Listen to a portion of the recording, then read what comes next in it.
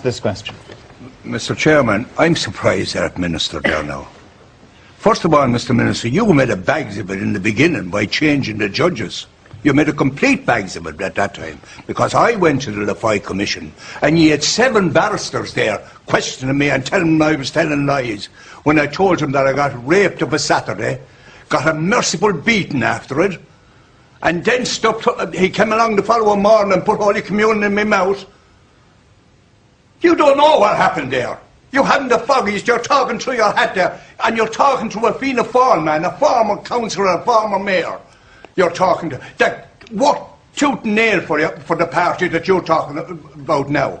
You didn't do it right. You got it wrong. Admit it and apologise for doing that, because you don't know what I feel inside me. You don't know the hurt I have. And ask your leader, would you stop making a political football of this? You hurt us when you do that. You tear the shreds from inside our body. For God's sake, try and give us some peace. Try and give us some peace and not to continue hurting. He said, you're in it for the money. We didn't want money. We didn't want money. We wanted someone to stand up and say, yes, these fellas were buggered. These people were robbed. Little girls, my sister, a month old when she was put into an institution. 8 of us from the one family, dragged by the ISPCC clergyman, put into 2 cars, brought to the court in Clonmel, left standing there without food or anything. And the fellow in the long black frock and the white collar came along and he put us into a scud truck and landed us below with 200 other boys. 2 nights later, I was raped. About anything you want to tell us about? Who is the most hurt? What do they do to children? They hurt them, they do sex to them, then they pay sweeties for them. And What did they do to you? Sweeties. And they pay sweeties, like for sex? Yeah, for sex, and then bumper bag of sweets. And we have Mentos, we have Snickers, we have Mars, we have the church, the big church in Hampstead.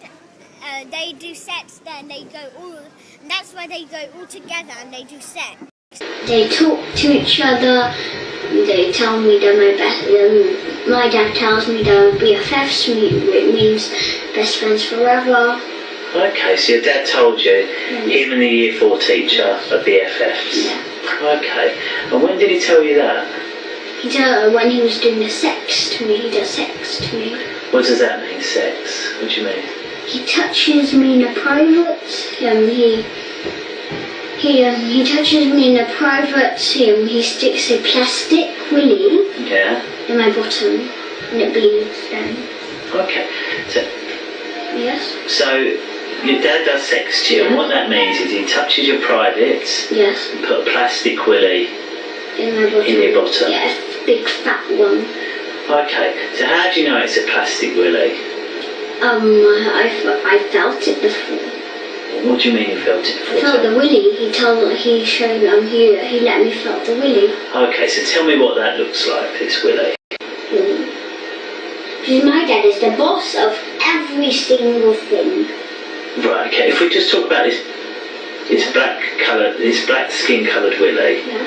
So you showed me a shape, how big it was. Yeah. And then so how long is it? So you show me that shape. Really long, like that long. So it's that long? Yeah. And you show me how wide it is. And then what does he do with it? And he sticks it in my bottom and then after, when he takes it out, it bleeds. So how does he stick it in your bottom? He pushes it inside my bottom. Okay. Yeah. Okay. So when was the last time this happened? No, I'll tell you when he started doing it when I was a baby. Okay, but when was the last time it happened? The last time it ever happened, yeah, England. Okay, so she was there, Mr. Hollings was there, you said your dad was there? Yes, the head teacher does it, sticks a willy in my bottom. The head teacher's name is Mrs. Forstack. Forstack. Mrs. Forstack. Mrs. Forster. first? No, Mrs. Forsyke. Forsyke. Okay, Yeah. Mrs. Forsyke. And her first name is Kate. Kate. Yeah. Okay. And she got a sister, which is the second head teacher, and her name is Mrs. Unwin. Okay. And they're sisters, and it's really strange what her first name is also Kate too. Okay. So you're having the party, and then what's happened at the end of the party? My dad kills babies and he eats the meat. Okay, well, let's just talk about the party day, Yeah. okay? So, the party, what was the party like? I don't like the party. Why not? They touch me, Who? kick me, my front privates, they hurt me. So when they stick a big plaster in my bottom, and when it bleeds, if I cry, he like, do you know those spaghetti spoons? Like those metal ones. If I cry, he hits me on the head with it. Okay. If I cry more, he hits me again. But if I cry more, the nurse teacher, Miss Marden, she injects me and a sleeping injection on my neck, and then I fell asleep straight away. Okay. What I'd like to go about, I just want to talk about just the party day. So I don't want to hear about anything else other than that day, okay? So all the stuff that's happened on different days, we will talk about, I promise, but not, we will talk about. Very good afternoon. We start with breaking news this afternoon. Police investigating allegations of an establishment paedophile ring that abused children during the 70s and 80s says they're actively looking into the possible murders of 3 young boys. The claims centre on a series of claims that child sex parties were held at a residential apartment complex in Dolphin Square in Westminster, which was popular with MPs and the security services at the time. Let's take a look at the key developments for you so far this afternoon. Detectives had already said they were investigating a homicide claim, but this lunchtime they went further, stating they were now looking into 3 possible murders. They're also looking at abuse at military bases in London and the home counties over the same period of time. And the officer leading the inquiry made an appeal for men who might have been abused and other potential witnesses to come forward. Scotland Yard detectives have just been briefing journalists on these latest developments. Tom Parmenter was among them, joins us now. 3 possible murders, Tom.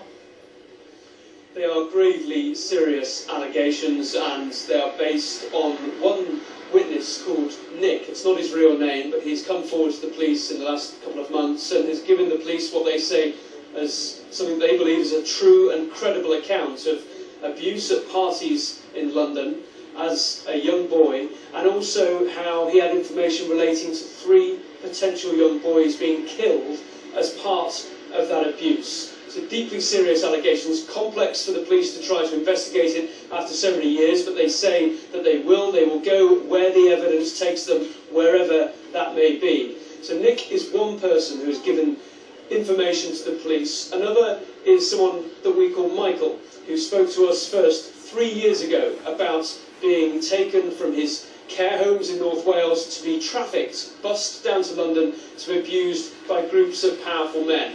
This week he has taken us to the area of London where he says he was abused. This is Michael's story. As a young boy from a Welsh care home, the streets of Pimlico seemed like a different world back in the 1980s. Michael only saw these streets because he and other kids were bussed down here at weekends, plied with alcohol and sexually abused by powerful men. In that summer, have you covered up? Because MPs were involved, you know, ministers were involved, cabinet ministers. I know they were. Even though to us they were kind of good days out, because we'd be taking them to London afterwards, and you know, kind of spoiled. And when we were kids from North Wales, we'd never seen London and Regent's Park Zoo or Hyde Park or Big Ben and all that stuff. And we have to put up with some nonsense that some people did at night time, you know, in a flat. Didn't think it'd be a paedophile ring. How old were you, do you think, at this stage when they were bringing you down here? 11, 12 years old, yes. It's a 5-minute walk from these streets to Dolphin Square by the River Thames. The police say they have another credible witness who has said he was abused at parties here. He's also prompted them to start a murder investigation, looking at claims 3 young boys were killed, although not necessarily at Dolphin Square. The complex has always been popular with politicians because it's a short walk from here to the Palace of Westminster. There are further allegations of abuse in Lambeth, Barnes, Islington and Richmond, but much of it can be linked back to Westminster. The government has started its independent inquiry, but still hasn't found somebody suitable to lead the stage, But they believe the account. They believe Nick, this witness that they have got into their investigation, who they say is credible, and that is why they are leading this murder investigation. Now, exactly where that goes and who it involves is one thing. The wider issue of these abuse parties that were going on where boys from care homes or from elsewhere were abused, that is also part of these police inquiries that are going on. I think where we are now is an unprecedented spot in relation to the government looking back at this, trying to give every commitment they possibly can to the survivors, those who suffered so much throughout this abuse for so many years afterwards, and also from the police today to say they will go where the evidence takes them, wherever that might be. Very good afternoon. Rotherham Council has been condemned as not fit for purpose, failing victims of child sex abuse and failing to tackle their abusers. A disturbing report details the complete failure of leadership, an organisation struggling with sexism, bullying and misplaced political correctness. In the last half hour, the council has announced that its entire cabinet has resigned. Here are some extracts from the report for you. It says the council has ineffective leadership and management, a culture of covering up uncomfortable truths, silencing whistleblowers and paying off staff rather than dealing with difficult issues. Goes on to detail a pervading culture of sexism, bullying and silencing debate. That Rotherham Council goes to some length to cover up and to silence whistleblowers. There, on that side, and the staff room is just at the front of us. Okay. So just walk in the staff room and then there's this kitchen and then there's a sofa and that's where we do sex. So why do you go there first of all? Why don't you just go to class? No, we do go to class sometimes too, yes. Right, so we go to class sometimes. Okay, so you go to class? Yes. Okay, and then what happens when you get to class? And then they got this, in my classroom, they got this little door at the back, right at the back of the classroom. They've got a little door and it's just a little tiny little room. It's all stuffed with sweets, prizes, especially to pay children with sweets to do sex to them. Right. Yeah, so they give sweets as much as they like. Yeah. So they give sweets so till they're like full, they're done. So because while they eat the sweets, they do sex to them. So they pay them sweets and then after they do what they want them to do.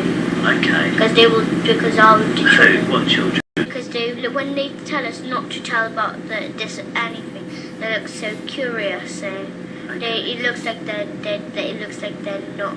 they don't trust us. Okay.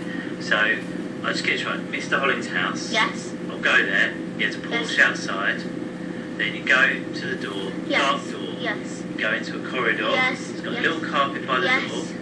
Wooden floor, very dark like this door. Yes. Yes.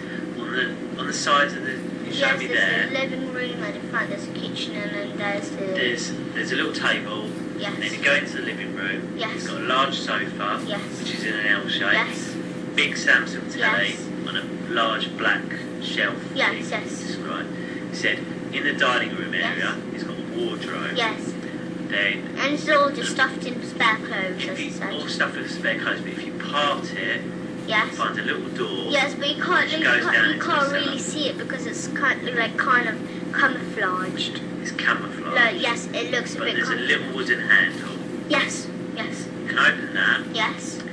But they've got exits. The thing is that they've got exits there. because they can run out the house too. Right, okay. But you go down into this, it takes you into a basement. Yes. And then in there's loads of cupboards. Yes, loads of cupboards and there's And in there, yes. your dad, so Papa, Mr. Hollings, some other members of staff. Yes. Then had sex with you. Yes. Using plastic bags. Yes, and then they touch each other. Okay. And as I said, they sell me and my brother for £50 each every single day.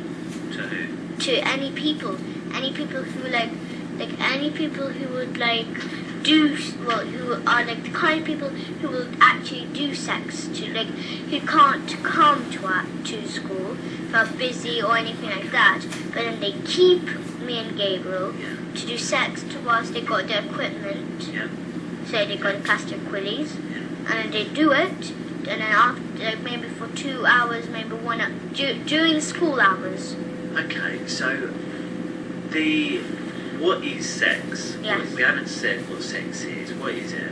So like sex, so they touch each other in private, and as I said, well, I didn't tell you about this, but they got this big plastic stick. Right. Yes, not plastic but wooden. Yeah. Yes, and then they put it between our legs and they hit it right between us, but like in between our legs. So they hit you with a wooden stick between your legs? Yes. What's that? Is that sex, is it? No, but that's how they hurt us. But the real sex is like they get plastic willies, they stick it in our bum. That's what kind of sex they do. What is your bum? So they stick in the plastic willy in our bum, where the poo comes out. Okay, so they put a plastic willy in the bum where the poo comes out. Yes. Okay. And anywhere else? Yes, no, from private. Okay. And then they you say out from private. Yes, no. So if we say it hurts, or if we cry or make a sound, they'll give us spoon licks. So they'll get spoon licks. Yes. What does that mean? So they get spoons, and then they hit us on the. And when I spoke out in the House of Commons in London about this, many of the members of Parliament smirked and jeered behind their hands because they were unwilling to believe that such terrible things could be happening. NSPCC, which is our National Society for the Prevention of Cruelty to Children, their inspectors that look after children at risk all over the country were reporting that throughout the United Kingdom they were finding evidence of satanic abuse. And so that really reaffirmed what I've been telling the House of Commons. Co-working happened in Nottinghamshire, and that became a cause which the nation began to take notice of. That I had to do was sacrifice one of my own children.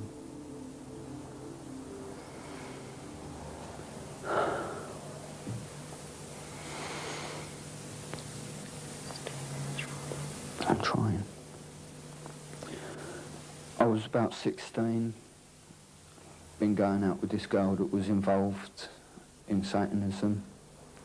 She fell pregnant, and the same day that the child was born, I had to kill it.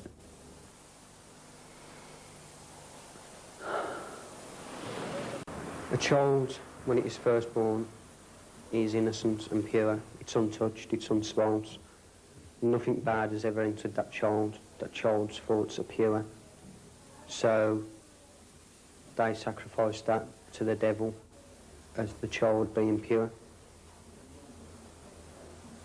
Because all things pure are feared by Satanists and also by the devil. So if you've got something pure and you destroy it, you take away the purity and there's no longer a threat there. They really do think that if they can take away innocence and give it to Satan, that they're giving him the greatest gift of all. And so it has they do it for all kinds of reasons. The first reason is to dirty the child inside and out, and the second reason is to destroy the innocence. Where is the proof? Where are the traces? Where are the bodies? One former witch who revealed to me that she had actually been present while a child was sacrificed said they do it in a different way.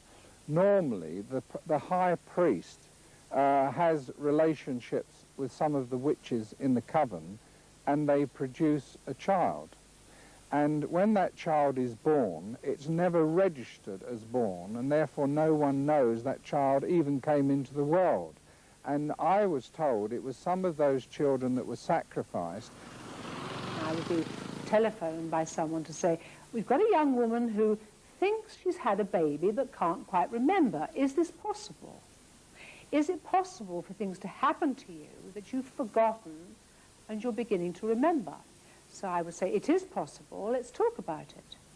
And gradually the story would emerge of a young woman in her 20s who may have had anything up to 6 babies as a young woman between the ages of, a young girl, between the ages of 11, 12, up to their early 20s, which were aborted and used for sacrifice in a variety of ways in covens.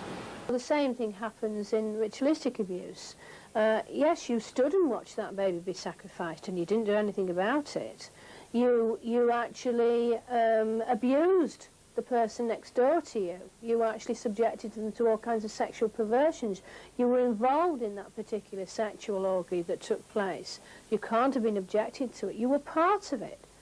So you can't get out of it because you're as guilty as... Because the barristers representing the children said, if we fill the minds of the jury with all this mumbo-jumbo about Satanism, devil worship and black witchcraft, the members of the jury won't believe a word the child is saying. Indeed, some of them wouldn't wish to believe a word the child was saying, and the case would break down.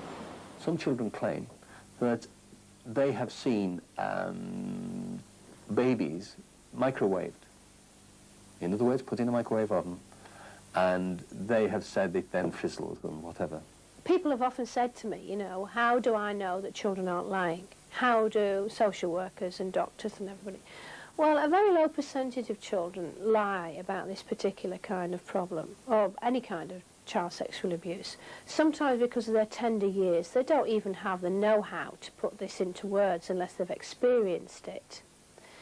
And because you know the fear mechanisms around the child cannot be in any way done in any artificial way, that these children are genuinely, absolutely terrified.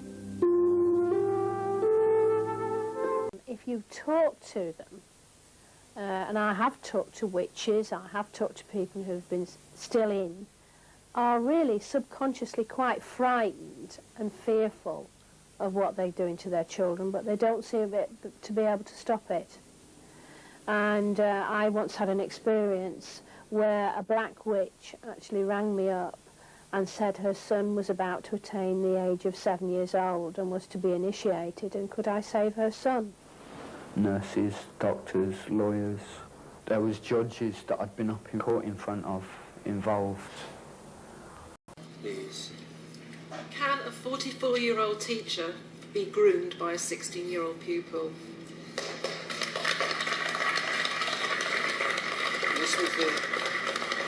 This was the decision of the judge, Joanna Green. She's sentenced. When sentencing, yes, Stuart Kerner gave him a suspended sentence. He's a 44-year-old school teacher because the person he was alleged to have, or he was found guilty of having had sex with, was 16 years old, and she said he had been groomed by her. She actually said, because I read the sentencing remarks, he'd been convicted after a trial because he always denied it. So I am surprised the sentence was suspended in those circumstances, if I may say. And actually, when you read what she said, she said, if anything, she groomed you. Yes. I only put that in so that we see it in the context, but she shouldn't have said that, because you're quite absolutely right. It's inconceivable for a 16-year-old to groom a 44-year-old married man. He willingly did what he did. Now, whether in all the circumstances. And this is always a problem that we have, because we've not been the jury, we've not been the judge, we've not heard all the facts, but certainly on what I have read, I have to say, I thought it was the sort of case, there used to be an old criminal barrister, blah, blah. I was surprised that the sentence was suspended, particularly because he'd had a trial, and therefore he'd put this young woman through the ordeal of a trial. And when people don't put their hands up and admit what they've done wrong, your sympathy levels quite properly drop. My predecessor, Michael Russell, stood in this chamber and spoke about the moral imperative that compels all of us to face up to and act on the reality of historical abuse of children and the current risks of child abuse. Of course, the case for an inquiry is strong. And I am sure that I do not need to tell members of this chamber that we owe it to survivors to find the truth, to speak that truth wherever it needs to be heard, and to listen and learn from what we hear. Human rights group Amnesty International has criticised the British government's decision to exclude the notorious Kincora Boys Home from its inquiry into widespread child abuse in the UK. Now, it has long been alleged that the systematic abuse of children took place in the Belfast home at the hands of a paedophile ring thought to be linked to the intelligence services, namely MI5. It has also been claimed that MI5 blocked police investigations into the abuse, who reportedly used the information of child abuse to blackmail, manipulate and coerce members of the establishment who were committing the abuse. So the question must be asked, if MI5 were involved, then to what extent, if any, were other intelligence services also involved? Is it possible, as suggested on various blogs, that the CIA and Mossad used the care home to blackmail abusers, with orders being dictated from politicians and high-ranking officials in the United Kingdom, the United States and Israel? Is it possible that establishment paedophiles were or still are being controlled by foreign dignitaries? Let's put speculation to one side and examine the facts. If we start at the beginning and work our way forward in time, we will have a much clearer picture of what actually happened at Kincora. Now, the sex abuse scandal came to light in the mainstream media in 1980, when the Irish Independent reported that despite allegations of abuse first surfacing in 1977, which named prominent businessmen, no prosecutions had taken place. The only form of justice that the victims of Kincora have received in 40 years has been the imprisonment of William McGrath, the former head of the home, and two other members of staff, William Semple and Joseph Main, in 1981 for abusing 11 boys. The late Ian Paisley, leader of the Democratic Unionist Party, was accused of being complicit in a cover-up by failing to report his knowledge of McGrath's abuse to the authorities. During the same period, Private Eye magazine reported that high-ranking members of Whitehall and senior officials of the British military were involved in the sexual abuse of boys in Kincora. Although key information about the care home has vanished. Now, I've created this diagram to explain the social circles in which McGrath travelled. As you can see, there are many prominent figures here, and perhaps coincidentally, most have connections to the British intelligence services. Obviously, I'm not suggesting that all the men listed here are paedophiles. The purpose of this is to prove that McGrath was embedded within the British establishment, and as we can clearly see, he was connected to a network that consisted of at least 3 British Prime Ministers. Of course, this diagram illustrates just one of the possible avenues that ties McGrath to the establishment. There will, of course, be many more other avenues. But as we see here, he operated in the same circles as the likes of Anthony Blunt and Victor Rothschild, who both worked for MI5. Interestingly, the Truth Seeker website reported that one of their informants is a police detective who claims that Anthony Blunt, who allegedly ran a high-level paedophile ring, had managed to block police investigations into the horrendous decades of abuse conducted by Jimmy Savile. But the trail doesn't end there. A book called War of the Windsors has linked Lord Mountbatten, yep, the uncle of Prince Philip, to the Kincora Boys' Home. Now, as I mentioned earlier, the British government will not include Kincora in their investigation of child abuse. So, what exactly are they afraid of? Why is Kincora a no-go area when the horrific abuse that happened there seemingly involved incredibly powerful and influential figures of the British establishment?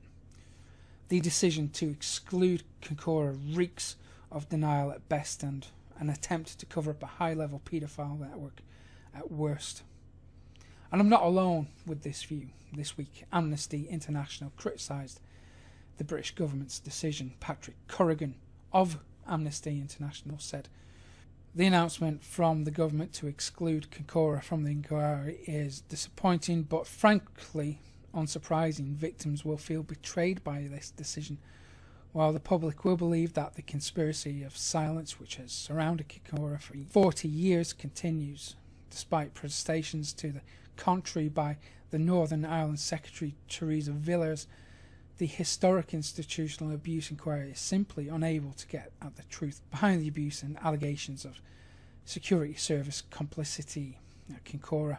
Only an inquiry with the eyes of Westminster and the UK media, and the ability to secure the necessary powers of compulsion, is equipped to uncover the secrets long hidden at Kincora. In one fell swoop, the UK government has both knocked public confidence in its commitment to reveal the truth of child abuse across the whole country and undermine the Northern Ireland inquiry, which has been given a job for which it is sadly ill-equipped." Now, DUP, UUP, Sinn Féin, SDLP and Alliance politicians have all called for the Belfast case to be part of the Home Office probe chaired by Fiona Woolf. Now, it should also be noted that Fiona Woolf reportedly has links to former Home Secretary Leon Britton, who misplaced not one but two dossiers detailing sex abuse allegations involving a notorious high-profile paedophile group. Fiona Woolf is the second person to head the inquiry after Baroness Elizabeth Butler-Sloss stepped down after allegations emerged that her brother, the late Sir Michael Havers, was involved in a government whitewash to protect paedophile Sir Peter Heyman. It should also be noted that Baroness Butler-Sloss led the inquest into the death of Princess Diana, so her establishment connections run deep. Now, of course, even today, 40 years on, still no politicians or members of the establishment have been questioned by police over the abuse at Kincora. And again, at the very least, we see yet more roadblocks by the British government to prevent investigations into a high-level paedophile network and, more often than not, actively covering up child abuse. Take a look at this footage from an interview in 1995 with Tim Fortescue, a senior whip in Sir Edward Heath's government between 1970 and 1973. Anyone with any sense who was in trouble would come to the whips and tell them the truth. They'd say, "No, I'm in a jam. Can you help?" It might be debt, scandal involving small boys, or any kind of scandal which a member seemed likely to be mixed up in. They'd come and ask if we could help. And if we could, we did. And we would do everything we can, because we would store up brownie points. That sounds a pretty nasty reason, but it's one of the reasons. Is if we can get a chap out of trouble, then he'll do as we ask forevermore. As you can see, we have an establishment that not only allowed the systematic abuse of children, but actually used it for their own political gain. But how far into the upper echelons does this network reach, and who exactly is protecting them? Well, in July 2014, the courageous Peter McKelvey, a retired child protection team manager who had spent more than 20 years compiling evidence of alleged child abuse by people in authority, believes that at least 40 British MPs are complicit in an alleged Westminster paedophile ring. He also claims that some have links with the royal family, who in 2011 conveniently became exempt from public scrutiny as legal reforms made it impossible for members of the public or investigative journalists to obtain vital information about the affairs of the monarchy. And again, we must continue to ask how high-profile members of a nationwide paedophile network, such as Jimmy Savile, Cyril Smith, Rolf Harris, and others, were allowed to become embedded within the establishment, an establishment who not only turned a blind eye but actually facilitated the abuse and now continues to cover up the truth. I'm Mick Meaney, signing off for Rinf Alternative News. I had the qualifications. It never crossed my mind that my brother would be an impediment. I didn't know that he'd ever been given a dossier by Geoffrey Dickens. That was not something when I was a judge. I followed what my brother was doing as Attorney General. Well, we should explain that he was Attorney General, as your late brother. He was Attorney General, and it was partly as a result of the timing of that there were concerns as to whether you could be impartial. Well, that seemed to me to be an attack on my integrity. As a judge, I would expect to be totally impartial, even with my own family. I saw no difficulty. But we live in a world of perception, Sarah. Nobody looks at the reality. They look at how they feel about things. There was another issue which was reported on, not least by the Times, who quoted somebody who had brought, when you had carried out a review of abuse allegations within the Church of England. There were two priests who had been abusing at least one individual. He also mentioned to you allegations of abuse against a bishop, and he quoted you as saying that you would prefer not to refer to this bishop in the report because you cared about the church. From outside, and truly independent, who is chairing. First of all, I do believe that the establishment has in the past looked after itself. I think partly because people did not really recognise the seriousness of child abuse, and they didn't think that it was so important, and it was more important to protect members of the establishment. Critical of them. Even if it was found that they were people who were very close to you? Yes, but as a judge, that is the way I was trained. But I do absolutely understand that the public don't believe it. Can I just a final question on that? Question. Can it ever get off the ground, this inquiry? I don't know. I worry that the victims, survivors, for whom I have the most enormous sympathy, and as a judge I tried a great many child abuse cases, I really have huge sympathy for them. But for them to be deciding who should become the person chairing it creates real... Now, the Home Secretary will outline this afternoon how she will proceed with the inquiry into historical child abuse. The two people appointed to chair the inquiry, one after the other, quit under concerns about their personal connections. Fiona Wolf, the second chair to be appointed, stood down on Friday, saying she'd lost the confidence of abuse victims. Well, let's take a look at some of the key moments in the inquiry process so far. In July, the Home Secretary announced two new child abuse inquiries. The first was a major Hillsborough-style independent inquiry into how complaints were treated by public bodies. The head of the NSPCC, Peter Wanless, was also appointed to look at the Home Office's alleged failure to act on abuse claims in the 1980s. The next day, retired Judge Baroness Butler-Sloss was appointed as chairwoman of the first inquiry, but there were concerns over her family links, including that her brother, Sir Michael Havers, was Attorney General in the 1980s. Days later, she stepped down, acknowledging that those links would cause difficulties. Then, at the start of September, Fiona Wolf, the Lord Mayor of London, was named as her replacement.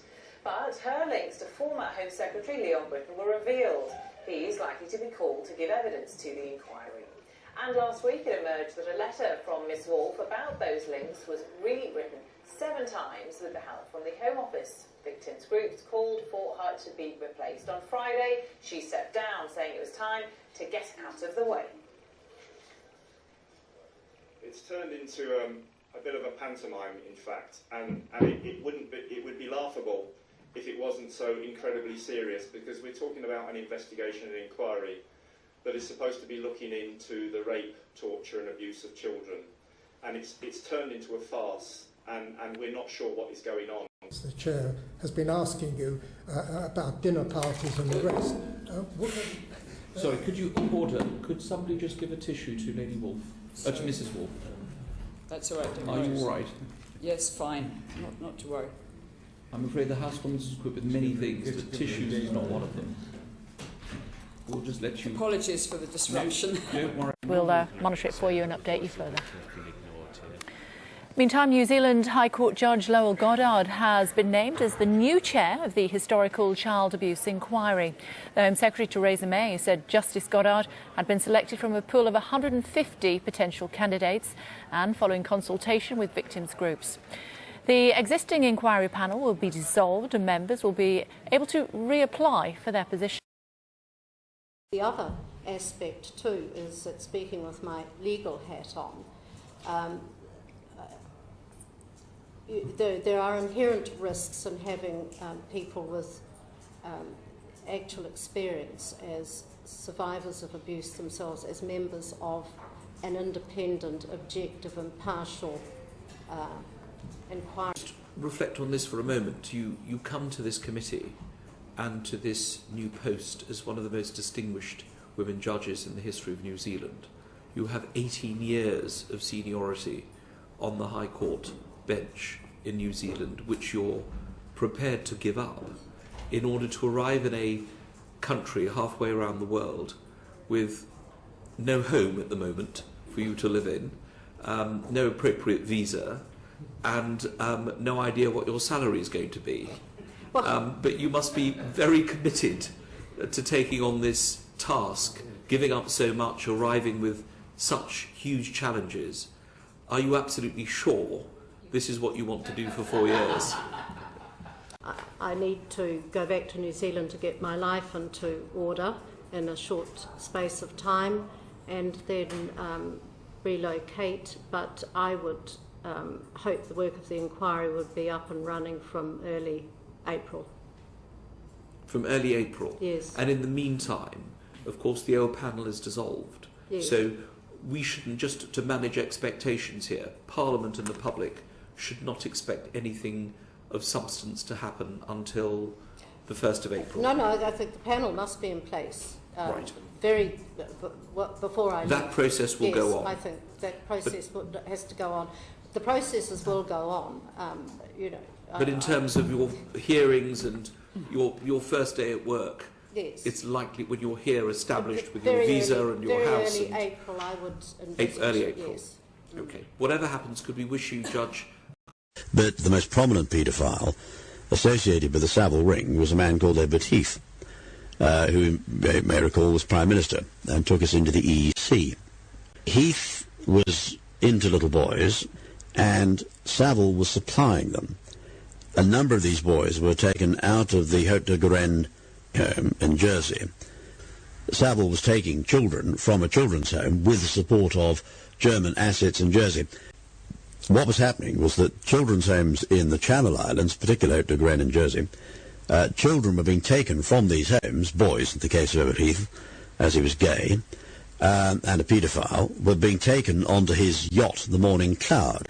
Savile was actually going out he went down to Jersey, and he was actually taking boys. There was another man involved as well, but Savile himself took boys from the children's home, where he was a guest, or welcome, onto the boat. So he was taking boys out onto Morning Cloud. Now, since Heath was well known, and since the boys were talking young men, the boys were murdered and thrown off the boat.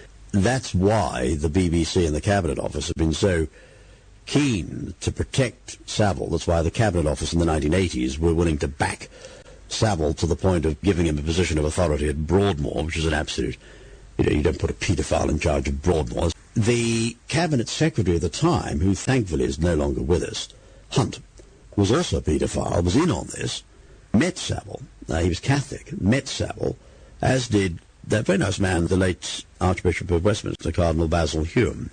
Basil was not a paedophile, but knew Hunt and had a shrewd idea. He wasn't stupid. He had a shrewd idea of what had been going on, and I've no doubt was told to keep a lid on it. Hunt was in on it, so the Cabinet Secretary at the time was in on it, was aware of what was going on, was aware he had a Prime Minister who was involved not just in abusing young boys, but was murdering them as well. It's quite possible that there was a crewman on the yacht who did the actual murder. I'm not saying Ebert Heath necessarily bashed the boys on the boko and tossed them overboard. He may have had somebody do that for him, but he was certainly guilty of murder under English law as an accessory or on the joint enterprise basis. Oh, if someone is inclined in that direction and you can supply them with boys, then you've got a hold on them, or girls. There's nothing worse for a politician than being exposed in the murder and sexual abuse of young people. And if you've got a politician who is abusing and killing young girls and boys, but boys or girls, then you've got a hold on them. Keep the smiles up. Nick, 4 years ago I asked you what were you going to do about institutional paedophile operating in this country now. Your reply to me, Nick, was, I don't know what you mean by institutional paedophile rings. Do you understand what I was talking about 4 years ago now, Nick, and stay in my eyes? Talking about taxes, thanks very much. Let's cross to Norman Smith because he's with the Deputy Prime Minister. Norman, over to you. You don't remember.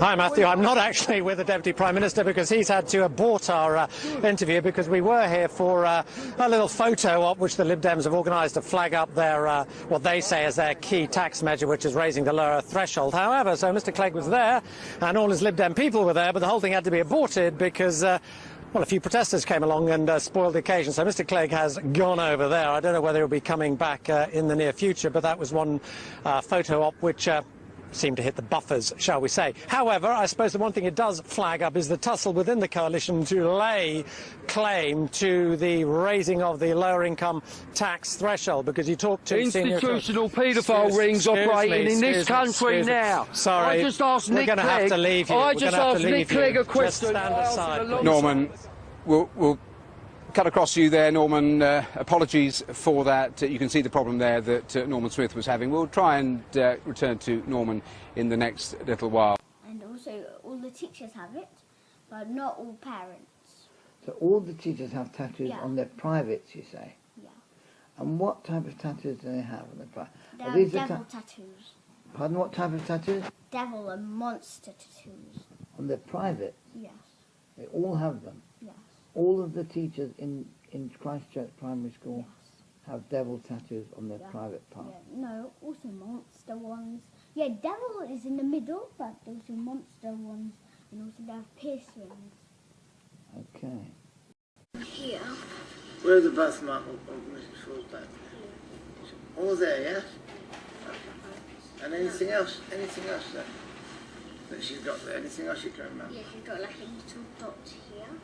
Dots, yeah? Where? Show me she's got a dot. Show us. Lovely, she's got a dot, yeah? Okay, lovely. Anything else you'd like to tell us about? Yes, and she's got pierce rings. Pierce ring? All over her privates. And she also got pierce ring on her privates and her lips. Yeah? Yes. Okay. And what abuse does she commit, Fanny? She sticks a willy on my bottom, she touches my private, she kicks my private, she rubs into all the white things come out, she rubs it really nice, she flicks it really hard, and she also do that. What she do? And she pushes it. Who does that? The headmistress? Yes, but really, really hard. And what willy does she stick in? The headmistress, she's a lady, she hasn't got a willy, has she? Yes, she does. A plastic one. Oh, she has a plastic willy? Yes. And how does she attach it to herself? With a rubber band. Okay. Like a trousers band. Okay. Oh, right, a belt. And then the shoes like this. Oh, Velcro. Yes, like this. Oh, Velcro band. Okay, well done. So, well done. Anyone else you can think of you'd like to tell us about who has distinguishing marks? Yes. Vanessa, she got above. Vanessa, now who's Vanessa? Vanessa's Clark's mum. Clark is a boy in my class and he is my best friend. And what's his mother's name? Vanessa what? Vanessa Patrick. Okay, thank you. Was it? Vanessa Fitzpatrick. Oh, Fitzpatrick. Okay, carry on. Any distinguishing marks about her? Yeah, she has birthmarks on her boobies. Yes. And she's also really hairy. Her private is like really hairy. Okay. That's the lady you call Shepherd's Bush? Yeah. Okay. Will you tell me more about Vanessa? She's got hairy legs, she's got hairy boobies, she's got hairy arms, and her hair's really wiggly and blonde. Okay. And she's got white skin. And any other distinguishing marks about her? Apart from a bit very hairy? Yeah. Any other marks on her body? Yes. She has like a little she's got a verruca here. A what? No, verruca. What's a verruca? No, a verruca is what I got here. Okay. And she's got one where? On here. Okay. Between her two bones. Anyone else you'd like to tell us about? Yes. Who has distinguishing marks, huh? Yes, like really strange marks. And Mr. Hollings. What exactly do you do as Minister for State and Crime Prevention in respect of this matter then? What is your responsibilities if you don't know that a panel meeting was cancelled where they were to meet members of the public in Birmingham, which was on a website? You're coming before this committee. You're not aware of any briefing that occurred this morning. What are you aware of in respect of this inquiry? A secret file containing details about unnatural sexual behaviour at Westminster was not disclosed to a government-backed review into claims of child abuse by high-profile figures. Sky News can exclusively reveal the existence of the document, but the head of the NSPCC, who led last year's investigation, says no one alerted him to it. Sky's Tom Parmenter reports.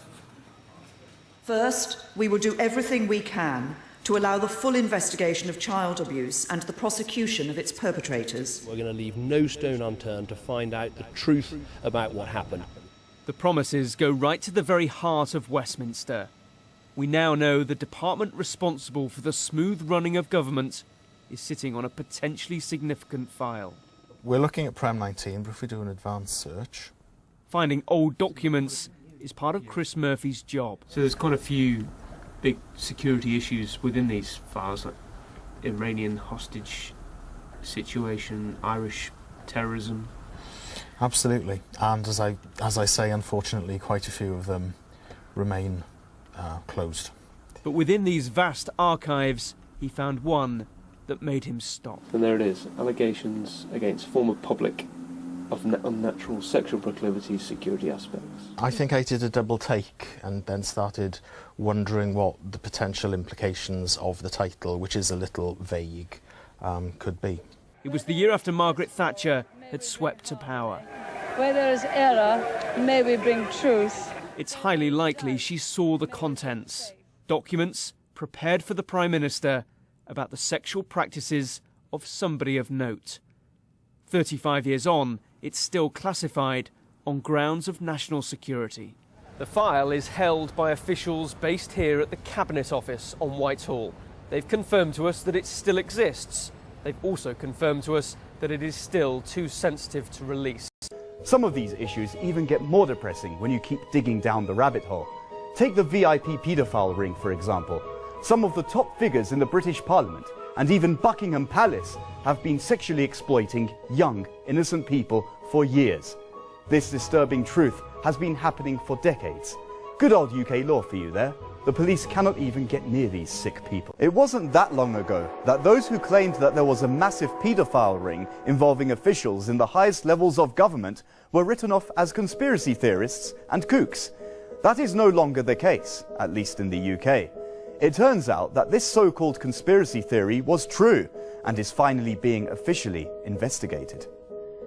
A powerful elite of at least 20 prominent establishment figures formed a VIP paedophile ring that abused children for decades. Senior politicians, military figures, and even people linked to the royal family are among the alleged abusers. Peter McKelvey, the former child protection officer who first raised the alarm about high-profile individuals engaged in child sex abuse, said that their campaign of abuse may have been going on for as long as 65 years. but there has always been the block and the cover-up and the collusion to prevent an investigation. Over the years we've received many allegations of abuse at the highest levels of government. Past Prime Ministers, past senior members of the British Cabinet have been mentioned as abusing children. It doesn't get much worse than that. We're talking about the worst kind of crime committed by the people who are supposed to be running the country. Palace officials have already been linked to the notorious brothel, the Elm Guest House in southwest London. It was first in 2008 that news about deep roots of paedophilia inside Buckingham Palace emerged. Former Buckingham Palace butler was unmasked as a sexual predator who ran a paedophile ring while serving the royal family. Bachelor Paul Kidd, 55, was leading a secret double life as a serial child abuser who molested a string of boys over a 30-year period. Well, it seems that in Great Britain, protecting paedophile politicians is now turning to a matter of national security. Those with the sickest minds and who wish to act upon their destructive fantasies understand that they can most easily get away with their deeds if they are protected by an aura of power and ostensible respectability. Government will establish an independent inquiry panel of experts in the law and child protection to consider whether public bodies and other non-state institutions have taken seriously their duty of care to protect children from sexual abuse.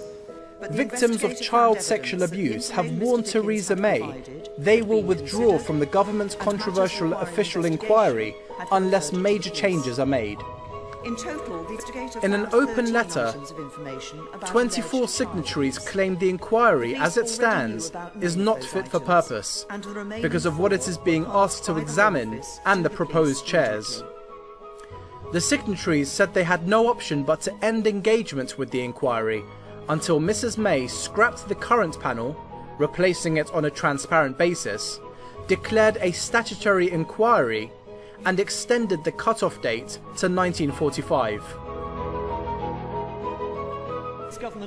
They wrote to Home Secretary Theresa May's officials complaining the Home Office seems to be running the inquiry to meet others' needs rather than those of survivors. We need three things: justice and support for victims, the truth about what happened and how the Home Office and others responded, and stronger child protection and reforms for the future.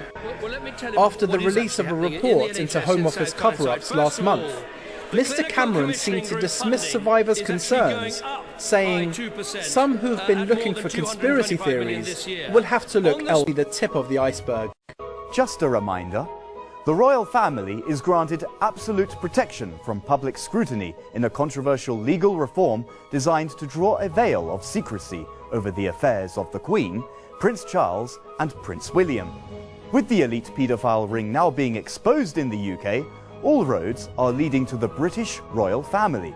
Some claim this law was passed to keep this connection hidden, but as we now know, Prince Charles's favourite was Jimmy Savile, who is the biggest paedophile and necrophiliac in modern British. And our top story, Buckingham Palace has issued a strongly worded denial that Prince Andrew was involved in any impropriety after he was named in American court documents related to a convicted paedophile. Well, the claims were made in a lawsuit connected to the conviction of US billionaire Jeffrey Epstein, a friend of the Prince. Right.